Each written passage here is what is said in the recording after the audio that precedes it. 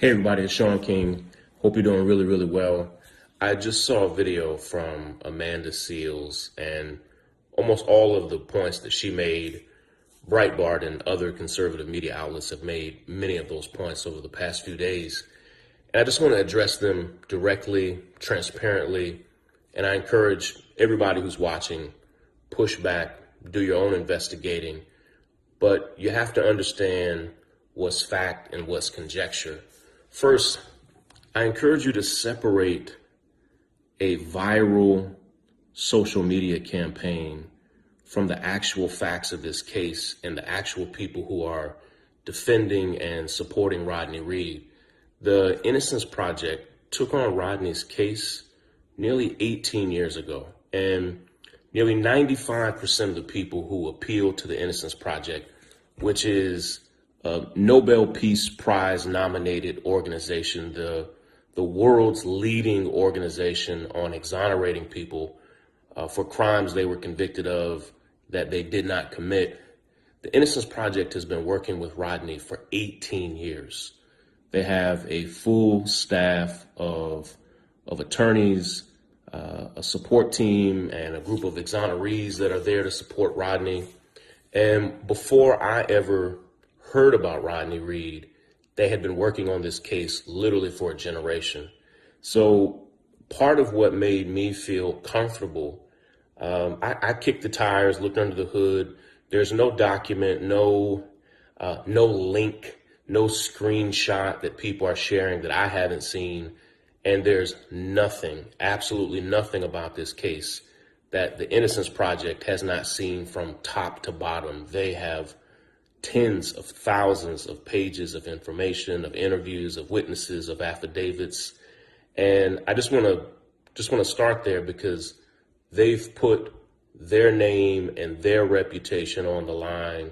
I stand with them. I believe in them, and I've partnered with them on many cases across the years, and I'm glad they're on this because they are here to defend Rodney Reed in one case. That's the case of the sexual assault and murder of a woman named Stacey Stites all the way back in 1996 in Bastrop County, Texas. Now, as a part of the Innocence Project defense of Rodney Reed, they have also looked into every accusation, every allegation, but we have to start here. He has only been convicted in one case, and that's the rape and murder of Stacey Stites. And on Friday, two groups, which are fact-based, evidence-based bodies that are both managed by conservatives, the Texas Board of Pardons and Paroles, which rarely recommends to the governor that an execution be stopped and reviewed. On Friday, the Texas Board of Pardons and Paroles unanimously voted. That's everybody that's on the staff, everybody that's on that review board unanimously voted to recommend to the governor that Rodney Reed's execution be stopped. And they gave a litany of reasons why they believe that. None of them were tweets from me, Instagram videos from amandaseales, visits from Kim Kardashian. It was the evidence. The Texas Board of Pardon and Paroles looked at the evidence in this case. They weren't swayed by hashtags and trending topics.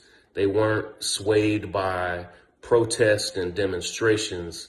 They were swayed by the evidence. The Texas Board of Pardons and Paroles, our team called them nearly 25,000 times to encourage them to look at the evidence.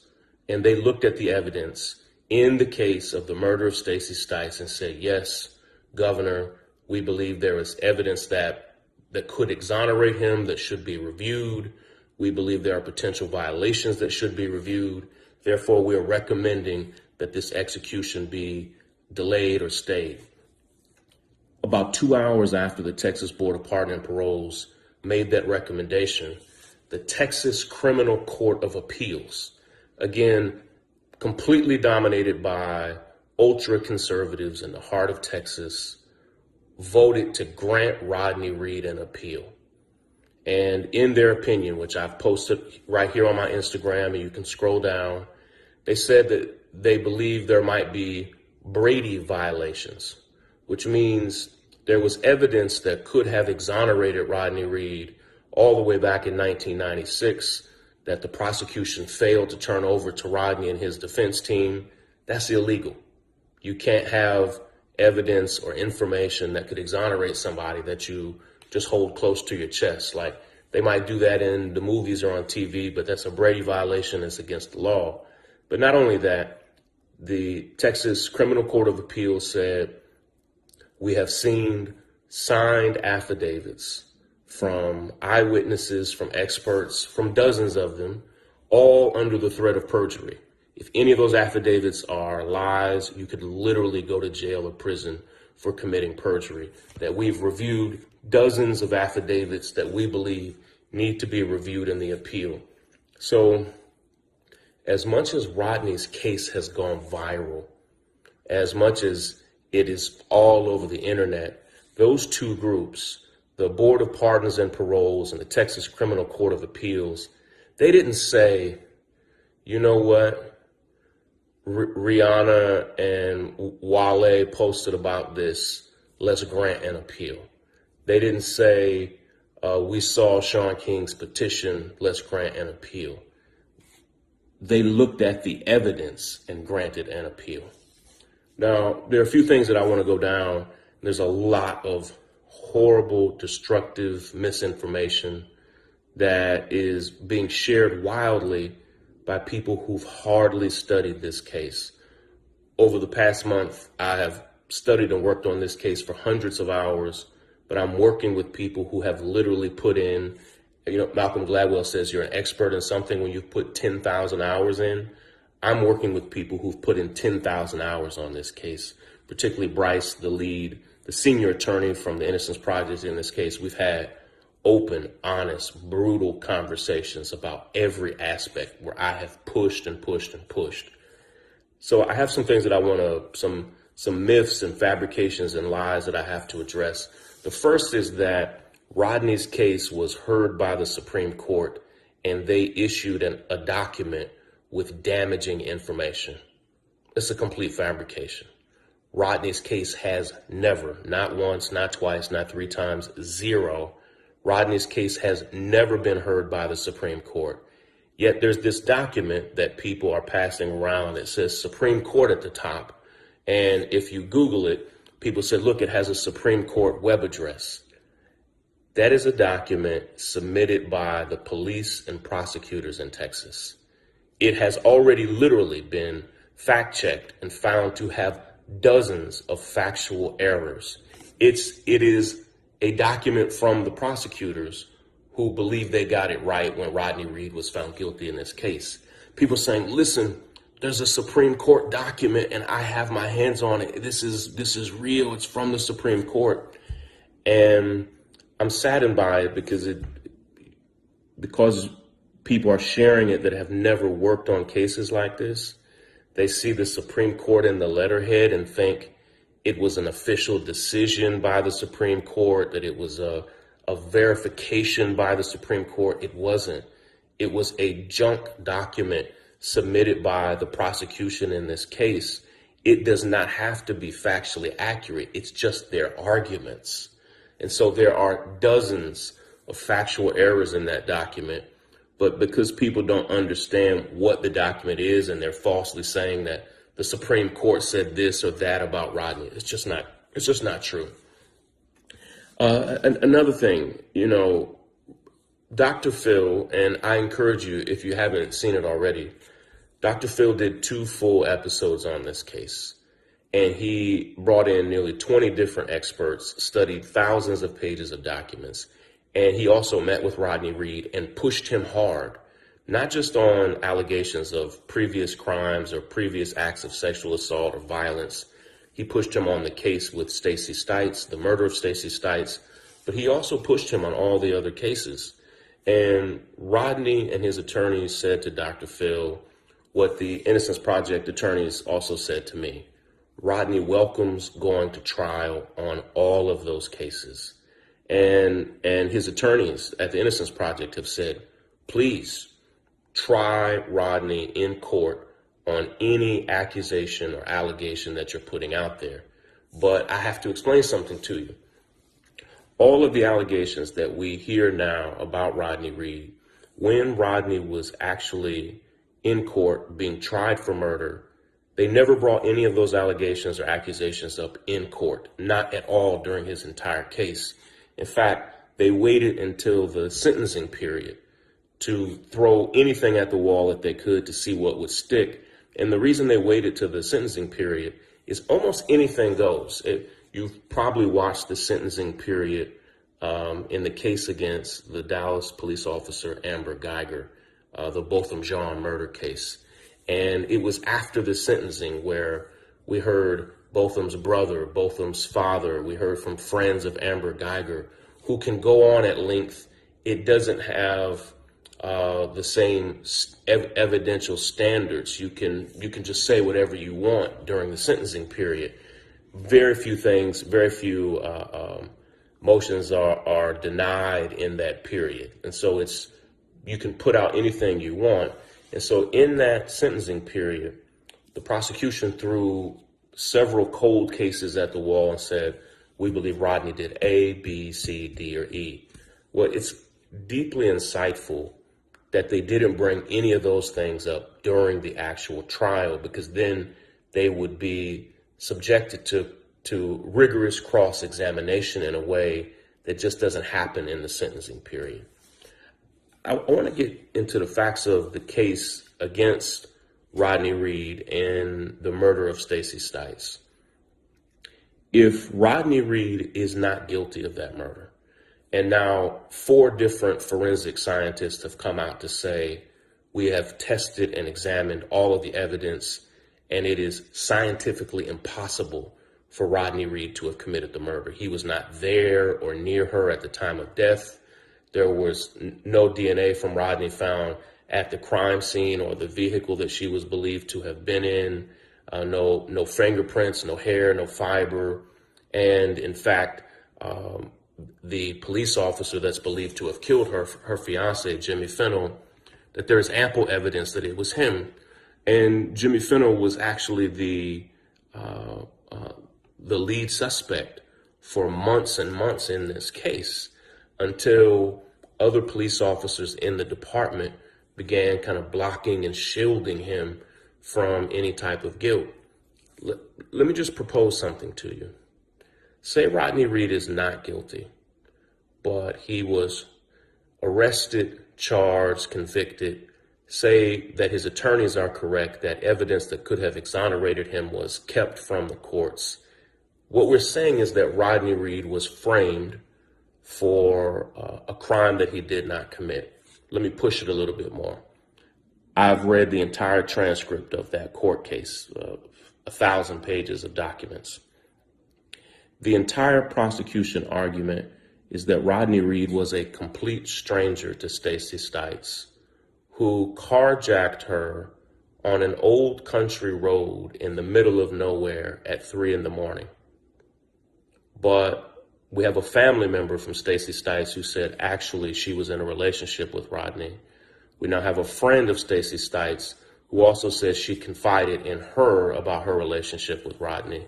We now have a signed affidavit from a white supremacist who was in the prison with Jimmy Fennell, who said he actually confessed to me and others that he committed this murder.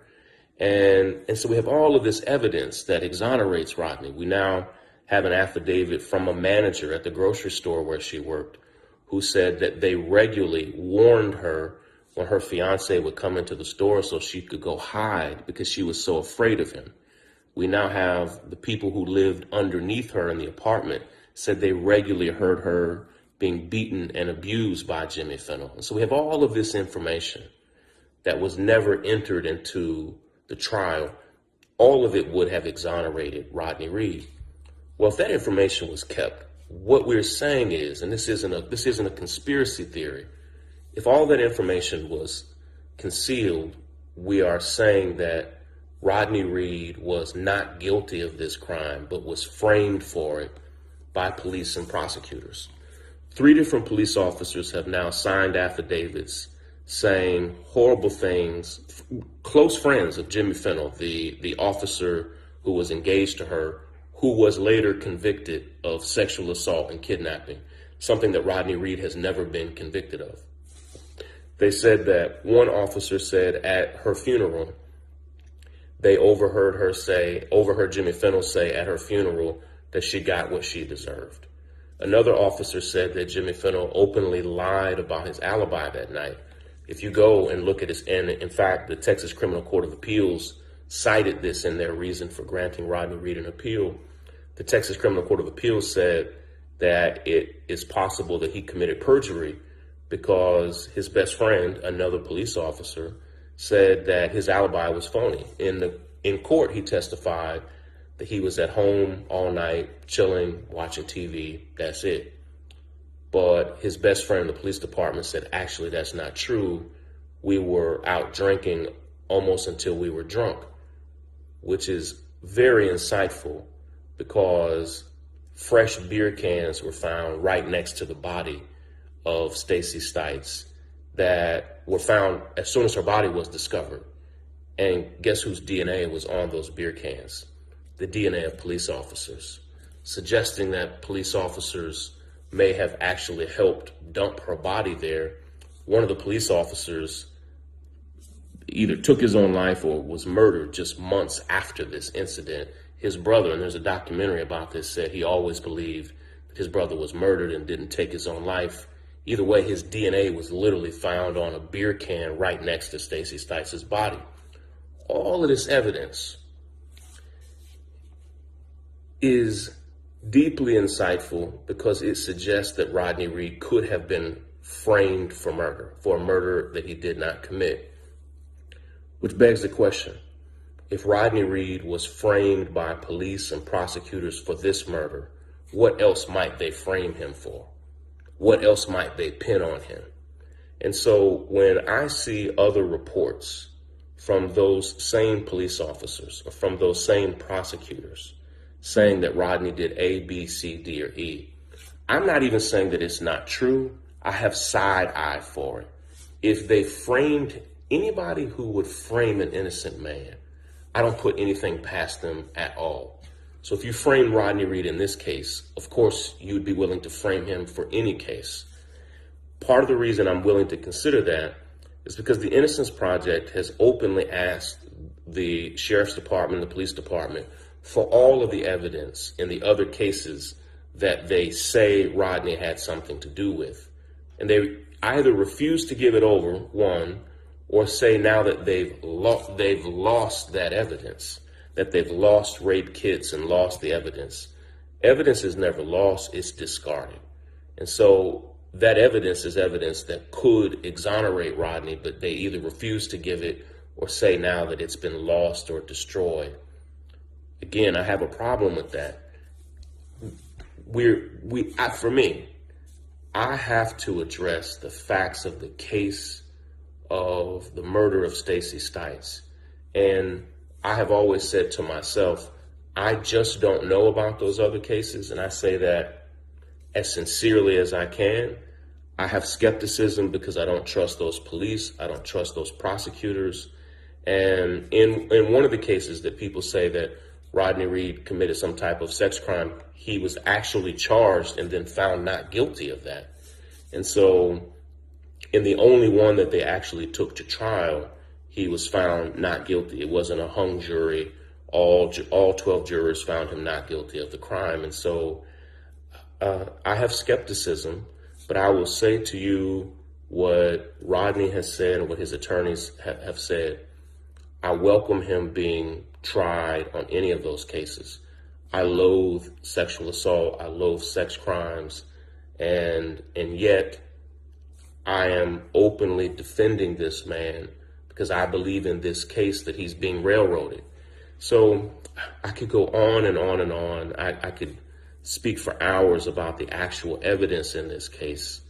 But I encourage you to understand that the Texas Criminal Court of Appeals was not duped. The Texas Board of Pardons and Paroles was not duped. Dr. Phil, who did 2 whole episodes that he spent a month preparing for, was not duped. I was not duped. And nobody has hidden anything from you on the low or anything like that. We were fighting to help stop the execution of a man that we believe was railroaded in this case. And we're doing the very best that we can with it. So listen, internet is a weird place where people can present something as fact that's not fact, can present something as truth that's not truth. And I trust the Innocence Project in this case. Their integrity is impeccable. I trust the attorneys and others. And I'm going to keep pushing. I honestly, sincerely believe that in this case, the only thing that Rodney Reed has been tried and convicted for, I believe he's not guilty. I've looked at it and examined it from every angle. For all of the other cases that haven't actually been tried, that he hasn't actually been convicted for, I would welcome Rodney having a day in court for all of those. And I do find it problematic to try to convict him in the court of public opinion when he hasn't actually been convicted of those crimes. I got to go. Listen, I'll be back here to continue to update us on this case. Let me say one last thing. Nothing has been more disturbing than people saying that Rodney Reed sexually assaulted a 12-year-old girl. On the day of the sexual assault, and I have posted right here on my Instagram, just scroll down. On the day of the assault, she says she knew the person who did it, and she gave the person's name. That she said she sat and smoked and watched TV with this person and gave the person's name. Her best friend, and I posted a video from her best friend on here, said, we all know that it wasn't Rodney Reed. We know who did it, and she gave the person's name. So when I see things like that, a police report that clearly identifies somebody other than Rodney, a best friend who was there at the time who clearly identifies somebody other than Rodney, when I see that, it certainly makes this issue not cut and dry for me. And considering that I believe that Rodney was framed in this one murder, it just causes me to look at everything else with a real degree of suspicion. And the supervising police officer in that case eventually resigned because of unethical behavior on the job. And so it's like there are a lot of reasons to look at a lot of the evidence here with side eye. But I'll say it again, for anything that Texas believes they need to try Rodney Reed for, they should do it. And I'm not even against it. But I do have to focus on the thing that he's actually been convicted of and that we think he's been wrongly convicted of and was just a few days away from being executed for. I got to run, keep on researching, keep on pushing. Take care, everybody.